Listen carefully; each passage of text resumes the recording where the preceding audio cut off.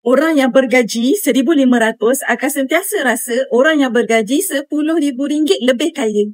Orang yang bergaji RM10,000 pula, dia rasa orang yang bergaji RM50,000 yang lebih kaya. Secara matematiknya, siapa yang bergaji besar, tentulah dia lebih kaya kan?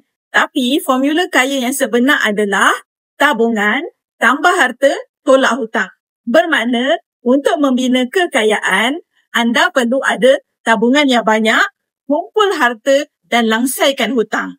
Kekayaan seseorang bukan bergantung kepada berapa besar gaji seseorang tu, tapi berapa lama dia boleh bertahan tanpa gaji. Jika anda rasa cukup berat untuk anda membina tabungan sekarang, bermakna anda perlu fikir bagaimana kaedah untuk anda menambahkan pendapatan supaya anda ada duit lebihan untuk simpanan. Pakar keuangan Tuan Azizi Ali pernah berkata, kemahiran yang penting perlu ada sekarang adalah mengadakan multiple stream of incomes. Kita dah tak boleh lagi bergantung kepada satu punca pendapatan sahaja. Kita perlu belajar untuk dapatkan income kedua, ketiga dan seterusnya.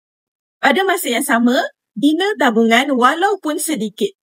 Anda boleh bermula dengan tabung RM5, kemudian alihkan sebahagian pendapatan untuk tabung jangka pendek seperti tabung untuk takaful kereta, tabung raya, tabung sekolah anak. Satu persatu keajaiban akan mula berlaku apabila anda mula konsisten untuk menabung.